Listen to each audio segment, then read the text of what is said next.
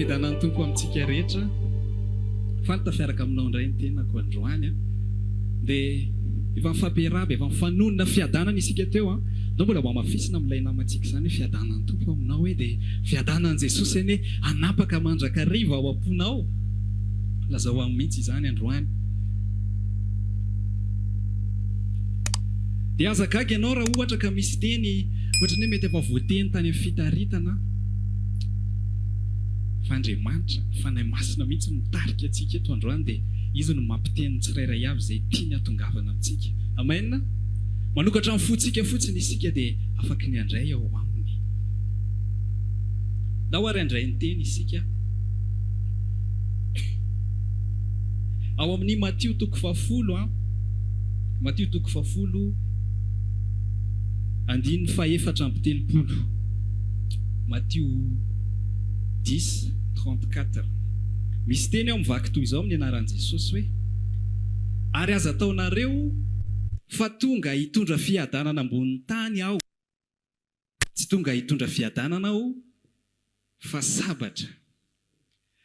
Dia ho any amin'ny Jaona 4:12 isika. Jaona 4:12, andiny faha-7 amby 20. Jaona 14:27. Vaky toy izao amin'ny anaran'i Jesosy: fiadanana no avelako anareo, ny fiadanako no omeko anareo, tsy taky ny fanomezan'izao tontolo izao no fanomeko anareo, aza malahelo na matahotra ny fonareo. Io no teny, reo no teny fampizarantsika sy aingantsika androany. Raha sitsika lohahevitra na lohateny ity afatra androany ity dia hoe fiadanana. Teny aloha akaikina hoe fiadanana ho ny loha teny androany. Le fiadanana le façon fanaovantsika, fiarabantsika eto hoe le resaka.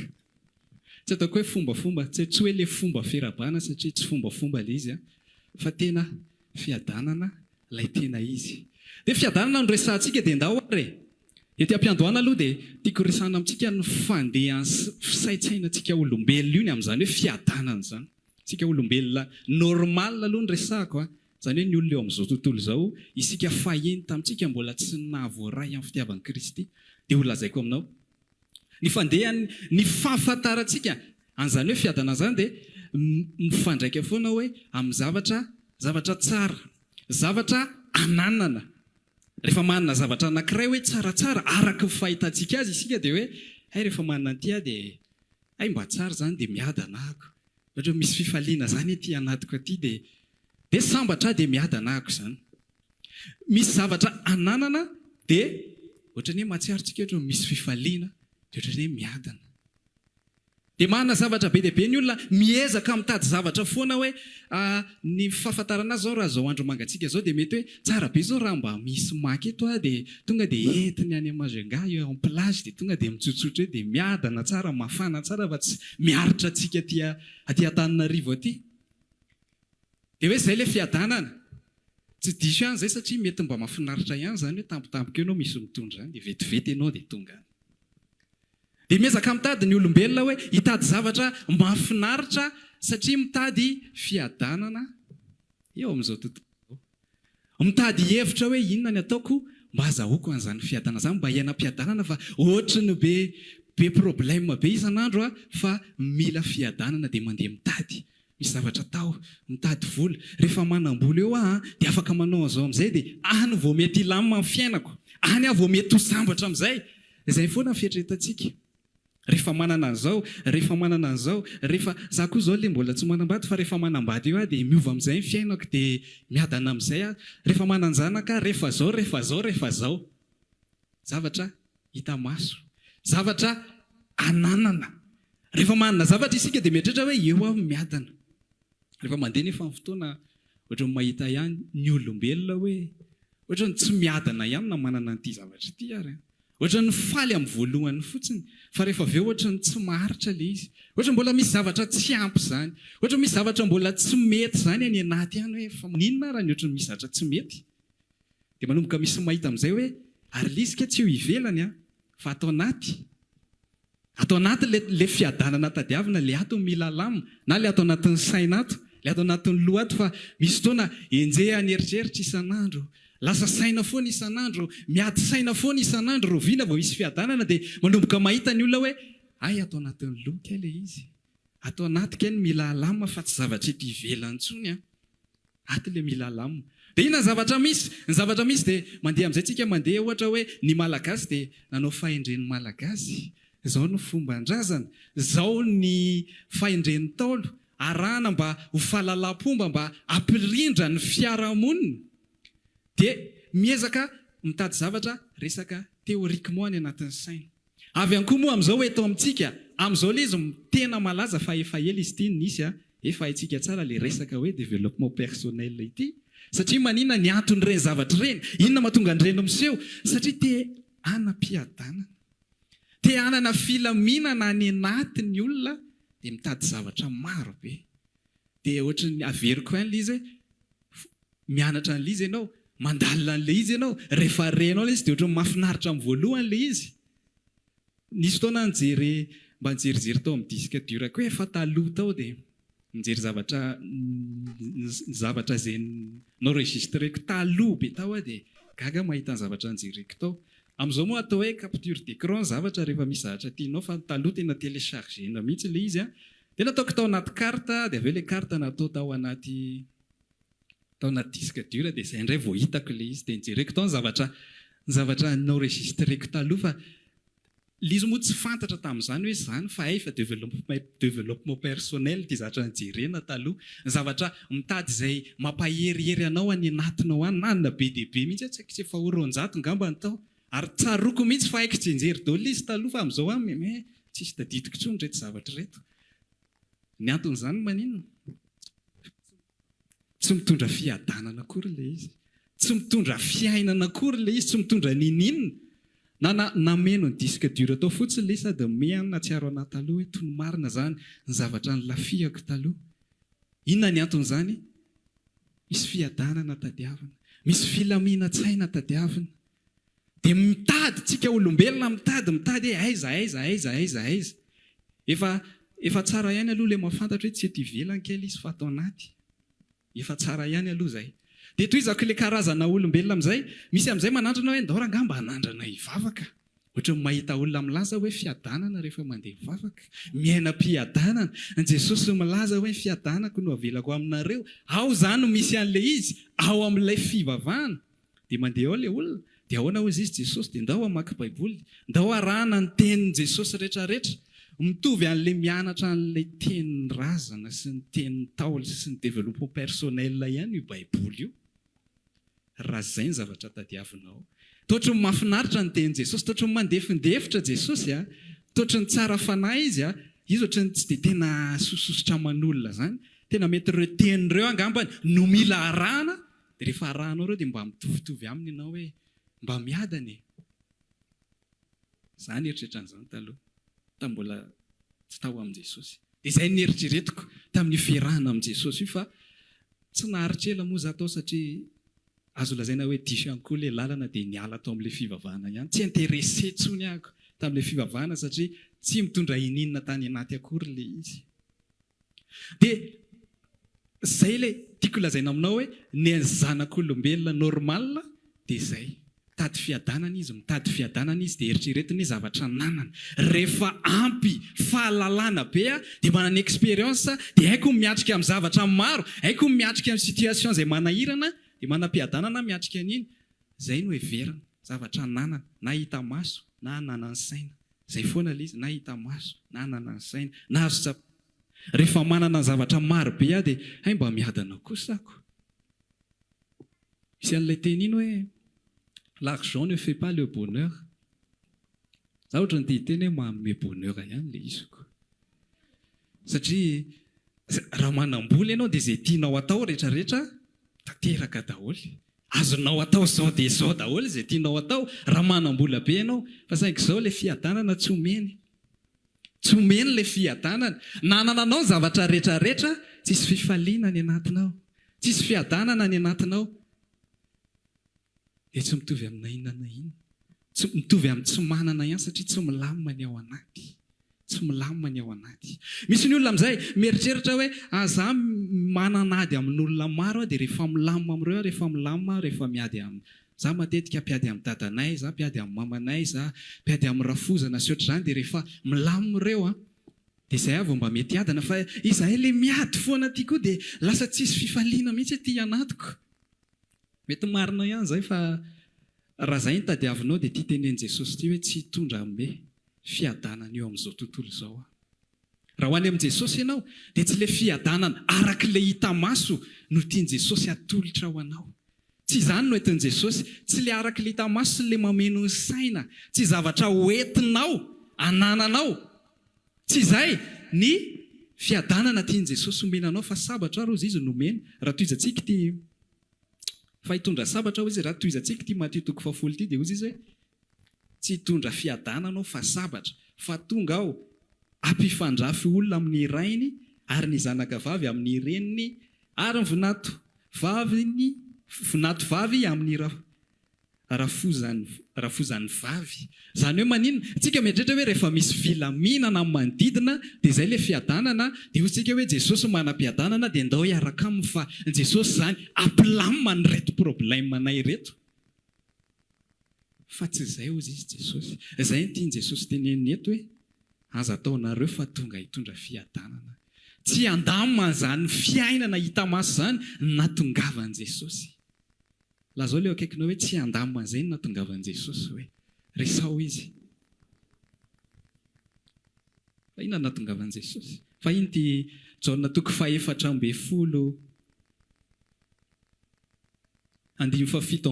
ity hoe fiadanana no avelako anareo, to fiadanana indray hozy izy no avelany, nefa hoe tsy hitondra fiadanana dia inona daholo ary izany resaka ataon'i Jesosy izany? Jesosy ihany no miteny an'ireo, ny fiadanako no omeko anareo, tsy tahaka ny fanomeny izao tontolo izao no fanomeko anareo. Aza matahotra na matahotra no, aza malahelo na matahotra ny fonareo.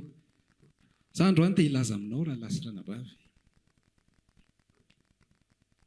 Fa hozy aho teo hoe ny fahafantarantsika olombelona izany fiadanana izany dia zavatra ananana. Na be dehibe hita maso, na be dehibe ao anaty. Rehefa mianatra tsara ianao dia manana zao dia tsara asa, dia manana zao dia manam-piadanana. Fa androany aho te hilaza aminao hoe ny fiadanana izay omeny Jesosy atsika, ny fiadanana izay omeny Jesosy atsika dia anala zavatra ao anatintsika. Anala vesatra ao anatinao ny fiadanana omeny Jesosy, fa tsy ampitombo vesatra ao anatinao.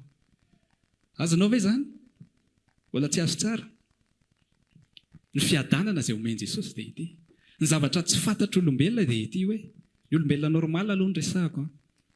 Tsy fantatry ny olombelona fa mahatonga ny fiainany tsy mety, fa mahatonga anazy ihany koa mitady zavatra foana isan'andro hoe misy zavatra tsy milamina izany fiainako izany, misy zavatra tsy mety atao anatiko izany, tsy fantatry hoe inona. Dia talazaiko aminao androany fa misy fahotana ao anatiny. Izay fahotana izay no tsy fantatry ny olombelona hoe io no mameno anazy dia lasa mavesatra ny ao anatiny.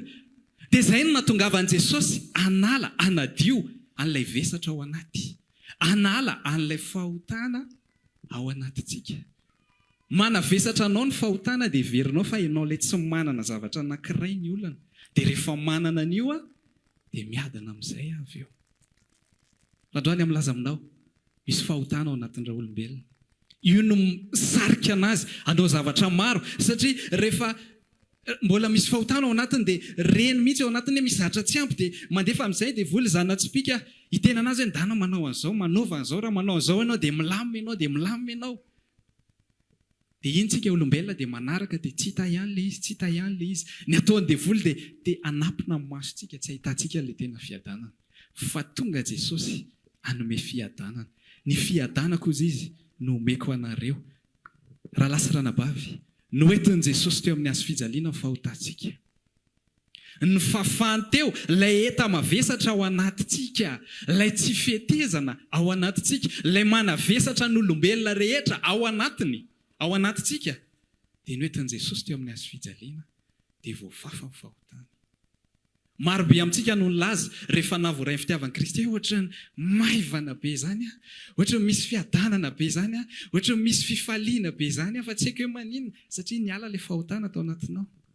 Satria no esorin'i Jesosy le izy. Zay ny anton'iny. Tsy tena hoe anala fahotana fotsiny ny antongavan'i Jesosy, fa fiadanana sy fanalana fahotana no resako amintsika. No entina amintsika androany, fa amin'ny fiainana mandrakizay no antondihan'i Jesosy, ary tsy misy afaka ho any amin'ny fiainana mandrakizay raha tsy voadio aloha. Raha tsy manam-piadanana aloha, tsy afaka ho any amin'ny fiainana mandrakizay. Dia fandiovan'i Jesosy isika izay navoray fitiavana. Androany te hilaza aminao hoe jereo tsara ilay mahatonga anao milaza hoe miainam-piadanana. Ilay tena fitsaharana tao amin'i Jesosy ve? Le vesatry ny fahotana. Le niala ve mahatonga anao miteny hoe misy fiadanana ao amin'i Jesosy? Sa le izy manome fifaliana araka ny fieritreretantsika satria indraindray izay veritsika avy any amin'ny zavatra rehetra. Indraindray sika no misisika amin'ny zavatra anankiray dia azontsika eo ilay izy dia tena avy amin'i Jesosy. Misy fiadanana ao amin'i Jesosy. Fa androany te hilaza aminao, ilay fiadanana ilay mahatsapa fa voavela heloka ve? Mahatsapa fa tsy misy fahotana intsony ao anaty ve? No mahatonga anao milaza fa miainam-piadanana ianao, na hoe efa ao amin'ilay fiadanana ianao.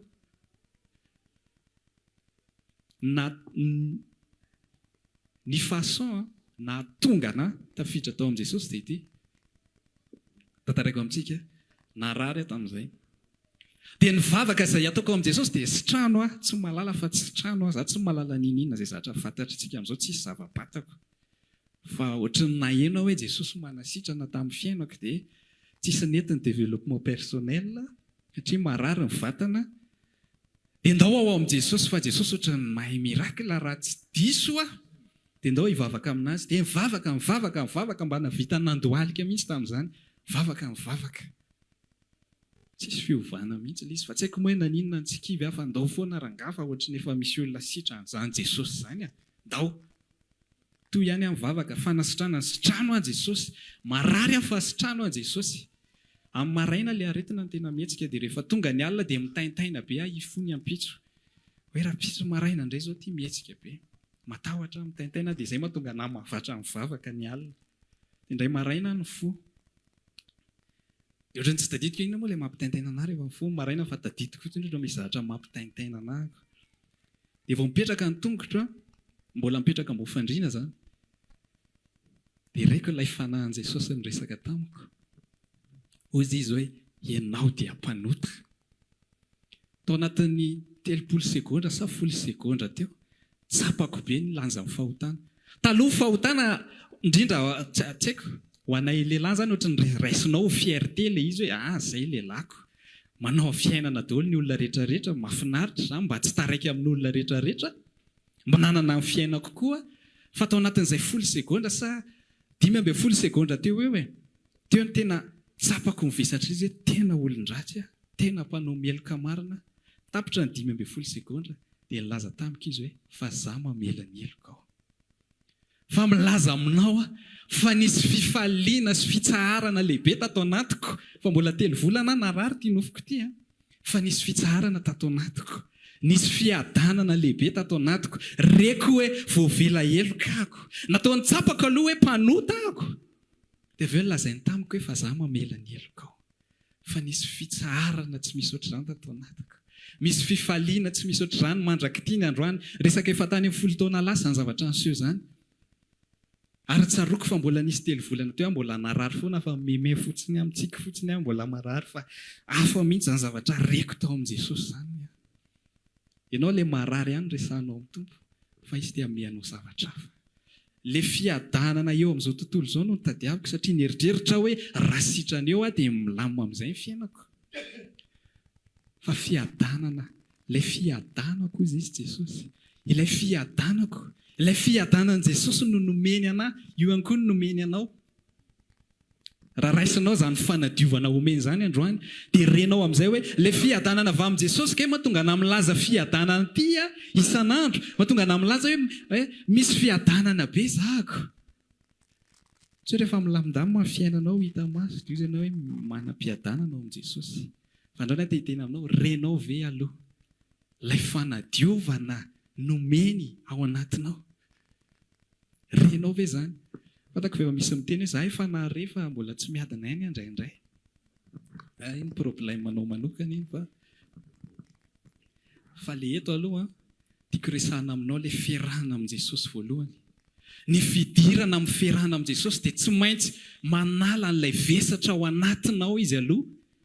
Fa tsy afaka fotsiny ianao hoe satria nahazo zavatra. Satria ohatra miaina am-piadana ny ranina dia mba andeha hiaraka amin'ny zareo koa, dia rehefa miditra ao dia hozy izy ny mpiara-mivavaka hoe fiadana dia ohatra mba mahafinaritra kosa izany. Dia mandeha amin'ny fiangonana anankiray ianao dia ao tsy voatery manao rakitra. Ay, tsy mavesatra be kosa izany ohatra miadana kosa mivavaka ao izany. Misy fiadanana be mivavaka ao. Dia verinao fa izay ilay fiadanana. Fa raha Jesosy ny resaka, ny fiadanana omeny Jesosy, dia hanome anao an'ilay fitsarana ao anatinao. Hanome anao ilay fitsarana. Hanala ny fahotanao. Hanadio ny fahotanao rehetra makanisa ty amika anareo rehetra. Izay miasa fatratra sy mavesatra entana. Fa hoanao izy izy. Za hanome anareo fitsarana ho an'ny fanahinareo izy izy. Izay no lazainy Jesosy. Izay no hoentin'i Jesosy. Dia izay mahatonga namlaza aminao hoe sandao tsara ilay izy rehefa milaza ianao hoe miaina am-piadanana be. Inona mahatonga anao milaza hoe miaina am-piadanana be ianao? Resao mihitsy Jesosy. Hoe inona marina mahatonga anao milaza hoe misy fiadanana be. Mahafinaritra be ilay ankohonana azy, mahafinaritra daholo mihitsy ka. Fa sao dia izay no heverinao fa mitondra fiadanana aminao satria zareo mahafinaritra dia misy fiadanana miaraka amin'izareo dia izay ilay fiadanana avy amin'i Jesosy. Tsy tiako ianao ho lany andro tonga aty nefa tsy fantatrao ilay fiadanana amin'i Jesosy. Fa resao mihitsy ny tenao ilay fiadanana avy amin'i Jesosy ve izany mampafalifaly anahy isan'andro ao amin'izany sa inona? Sa fanamboaran-tsaina fotsiny? Azonao ve ny afatritsika hatreo?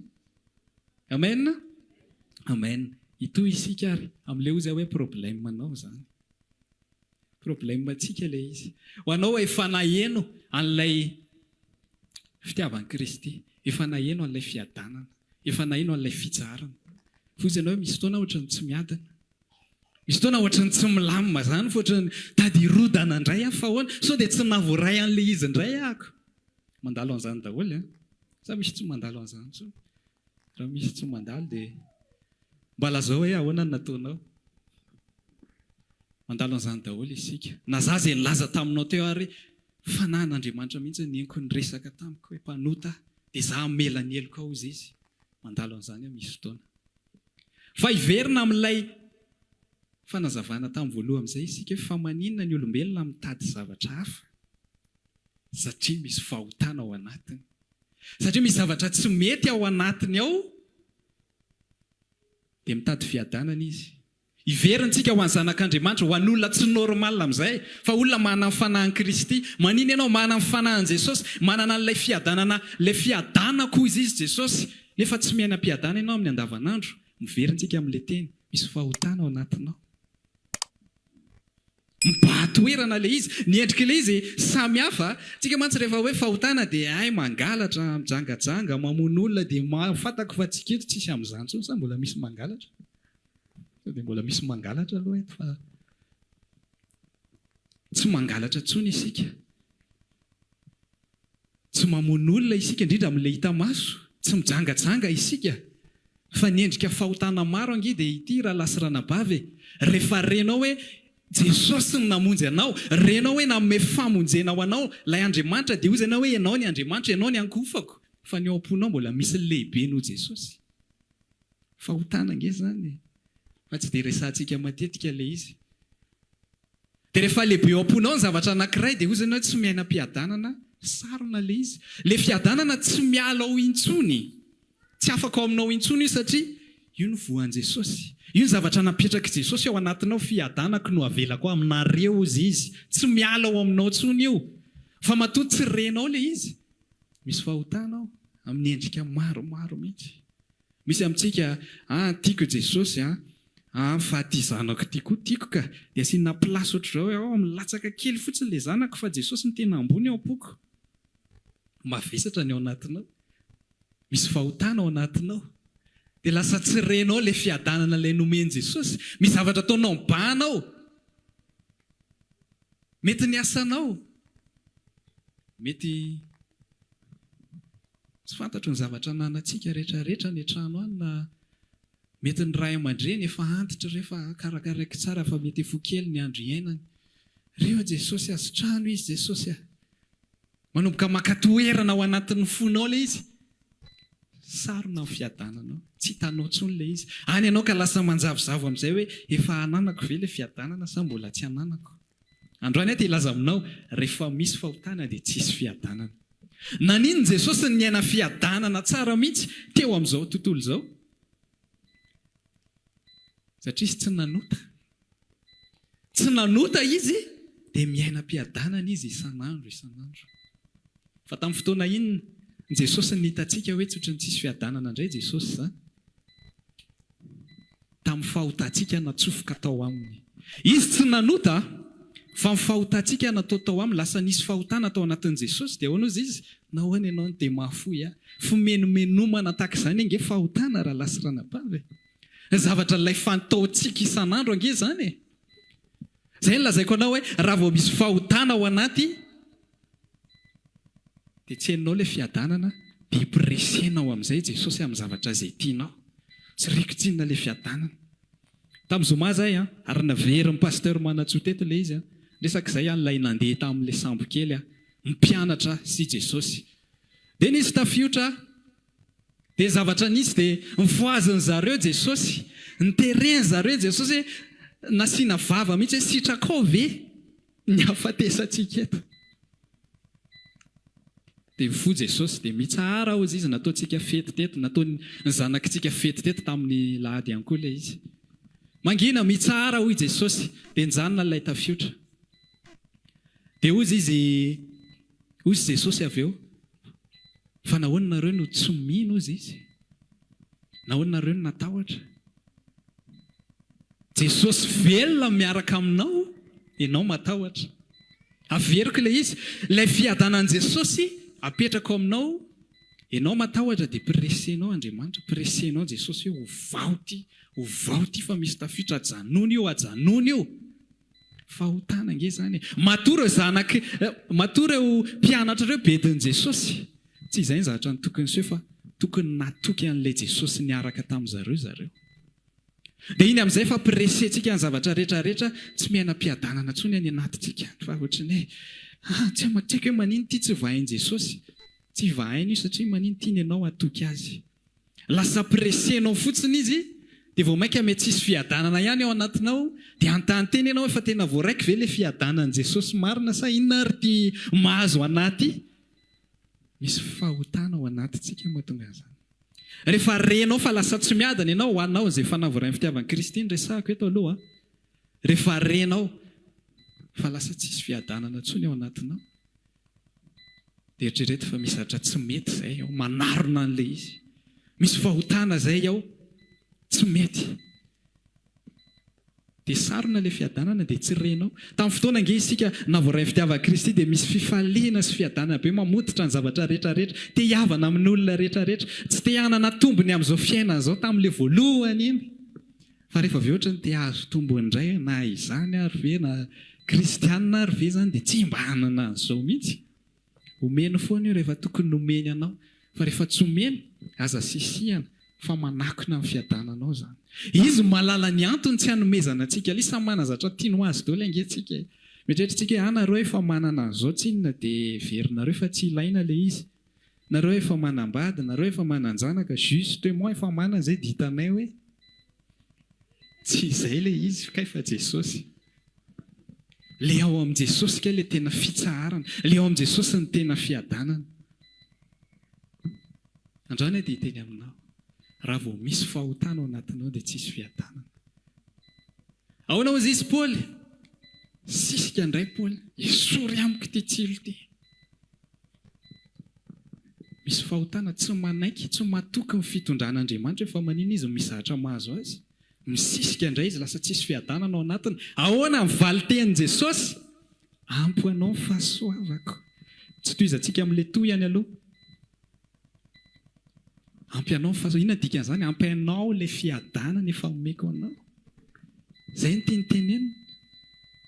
Na inona zavatra mety iseho, ampy anao ny fahasoavan'i Jesosy. Ampy anao ny fiadanana izay efa nomeny. Aza forsena ny zavatra anankiray fa manjary tsisy fiadanana ianao, manjary lasa manoty ianao anatin'izany zavatra izany. rehefa voarainao fiadanana ao amin'i Jesosy, aza manota. Aza vaiko dia teny anankiray ty sao dia tsy azontsika ilay izy hoe manota zany dia ahoana. Za tsy miteny anao hoe dia mifona. Isan'andro mifona Jesosy fampanota.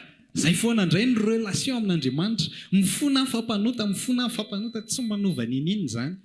Fa rehefa renao fa tsy miadana ianao, ray fantatra hoe manota ianao fa ny fantoy an'izay, amboary fotsiny ao anatinao. Jesosy ange efa manadio fahotantsika. Efa diovy ny fahotantsika. Isan'andro mifona ao antsika izy. Afaka mifona isika fa Jesosy ihany manadio an'ilay izy. Raha tena tsapanao ny anatinao dia mifona. Fa ny zavatra tiako ataonao tsy hoe hanova vavaka ianao dia isaky mihetsika dia mifona. Fa tonga saina fotsiny tsika misy tsy mety ao. Te hiverina ao amin'ilay fiadanana, ao amin'ilay ampy anao ny fahasoavako. Zay ny tiako le fiadananao Jesosy fa tsy le fiadanana eo amin'izao tontolo izao. Le fiadanana avy aminao no tiako hanapaka atao-poko. Sika rehefa mifampiraba milaza ny fiadanana io, tsy le fiadanana eo amin'izao tontolo izao nge iresantsika io. Fa hoe hanapaka ao am-ponao ilay famelan-keloka omeny Jesosy isan'andro. Dia horenao ilay tena fiadanana avy amin'i Jesosy. Fa tsy hoe fiadanana dia ilama amin'ny fiainanao rehefa hialy atsika no fiadanana rehefa avy eo. Dia hoe ilama ilay asa koa rehefa avy eo fa fiadanana hozy izy ry zareo. Mety ilama io, mety tsy ilama. Fa mba ho tsaronao foana ilay fiadanana avy amin'i Jesosy, izay ny antony hifanonona antsika fiadanana. Amen. Zay ny antony hifanonona antsika za satria rehefa renao fitsarana ao anatinao na tsisy ninona miova ary, ny tamin'ny masonao tsisy olana intsony. Tsisy olana intsony. Fa raha miova ny zavatra hita masonao hoe milamina indray ilay asa fa nahazo teny fiadanana androany, ny ao anatinao tsy milamina dia tsy mitondra ninina. Averiko, za tena narary mafy tamin'izay fotoan'izay. Fa mbola nisy 3 volana tarinan'izay narary. Fa tatao anatiko nisy fifaliana tsisy ohatr'izany. Nisy fitsaharana tena raiky hoe tena mpanota fa tena nisy nanadio ihany koa. Dia Jesosy ilay izy. Tiako lazaina aminao raha lasy ranabavy. Jereo tsara aloha inona mahatonga anao milaza hoe fiadanana. Inona mahatonga anao milaza hoe manam-piadanana. Tsy zavatra omeny Jesosy. Rehefa mihetsika ianao milaza hoe tsisy fiadanana dia iny ary omeko. Alatsako indray dia tsisy indray rehefa avy eo. Fa zavatra efa ao anaty io. Aza totofana amin'ny zavatra ratsy ilay izy. Ahafahanao miaina amin'ny fiadanana. Dia sandao tsara ny any am-ponao. Miaina am-piadanana ve ianao? Sa fifalian'olombelona ny lazainao fa fiadanana? Fifalian' izao tontolo izao no mahatonga anao milaza hoe miaina am-piadanana ianao. Dia ho anao amin'izay ilay fanavoaran'ny fitiavan'i Kristy, rozana hoe misy fotoana tsy miadana isika satria misy mibahana ilay fiadanana. Misy fahotana ao anatintsika.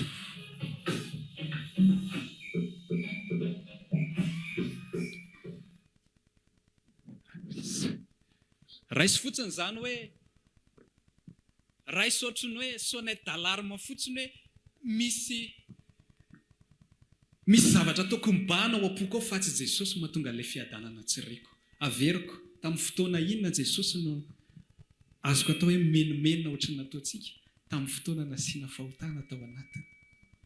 Dia ho azonao amin'izay ilay izy hoe rehefa manota isika dia tsisy fiadanana. Tsisy fiadanana ho an'ny ratsy fanahy. Fa ratsy fanahy ahoana ilay izy? Everitsika foana hoe ilay olona tsy eo amin'i Jesosy izany ratsy fanahy izany. Efa mazava fa tsisy fiadanana ao amiko. Tsisy Jesosy velona ao anatiny. Fa ilay ratsy fanahy ilay hoe manota. Tsisy fiadanana ao antsika izay misy an'izay. Aza mivony ianao hoe mpanota Jesosy fa miresaha fotsiny. Hoe te hiverina, misy zavatra mibahanao. Tiako hoe sorina izay zavatra mibahanao poko ato Jesosy. Ahafahako miaina indray an'ilay fiadanana lazainao eto hoe tsy tahaka amin'ny fanomezan'izao tontolo izao. Dia milaza izy hoe aza malahelo na matahotra amin'ny fonareo. Ny dikan'izany ninona miseho, aza malahelo amin'ny zavatra hita maso na matahotra amin'ny zavatra hita maso intsony ianao. Fefa misy fiadanana nomeny ao anatinao. Mandeha ho azy ivelany io na miova io na tsy miova. Zakanao ny zavatra rehetrarehetra. Moa tany anatintsika ve, moa Jesosy ve tsy mba nisy recul kely ihany hoe tena ho faty eto aza. Satria izy tanatina vatana. Satria izy tanatina vatana olombelona. Nisy an'izay ihany. Fa natonga azy sany atrika. Tsisy fahotana tao anatiny. tsy nanota izy fa rehefa tena teo amin'ny farany izy no niteny an'izy satria le atsika iny le fahotantsika iny na tonga azy niteny iny. Azonao ve le fiadanana ao amin'i Jesosy? Azonao ve ny afatritsika androany? Ndao tsika hitsangana dia ndao tsika hivavaka. Fa zay ny teny Tompo ho amintsika rehetra androany.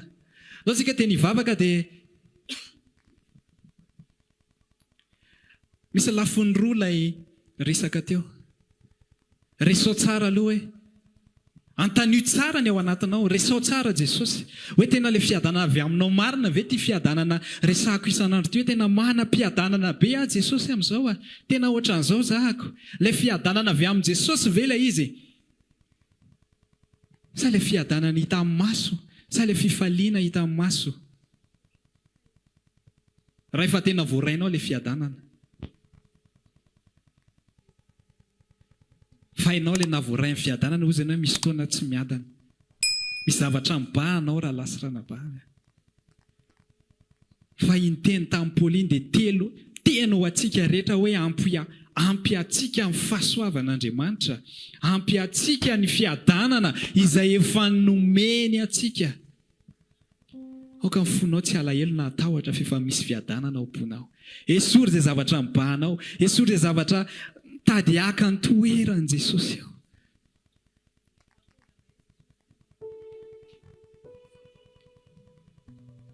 Zany ny fiadanana ao amin'i Jesosy. Manadio ny fahotanao dia afaka ilay vesatra ao anatiny. Dia misy fitsaharana ao anatiny. Dia misy fifaliana ao anatiny. Tsy miankina amin'ny zavatra hita maso intsony. Tsy zavatra ananana lisy fa zavatra afaka ao anaty. Fahotana afaka ao anaty. Zay ny fiadanana ao amin'i Jesosy. Ary ankehitriny raha voarainao zany, teo kenao ilaza hoe tiako fonenanao foana ny foko. Te feo ny foko Tompo, mba ho fonenanao. Dia enao rery ihany no anjaka ao. Mba hiainako amin'ny fiadanana, satria nomena antsika ny fiadanana fa antsika handeha siamoa. Tsisy olona afaka handeha siamoa tsy miaina mpiadanana zany. Mbola misy vesatra ao anatiny nefa handeha siamoa. Ilaza ny fahatsaran'ilay niantso azy niala tao maizina ve nefa mbola mavesatra ao anaty. Tsy maintsy esorina aloha ny zavatra rehetrarehetra. Dia efa niesorin' Jesosy zany. Efa ao le izy. Tsy ho afaka ao ponao intsony fa ao foana io fiadanan' Jesosy io. Fa aza takomana fotsiny. Raha maniry harivavaka aminay ianao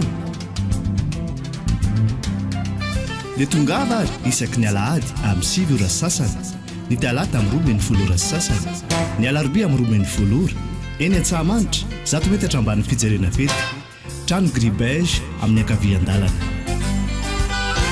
Tongava sotompoko.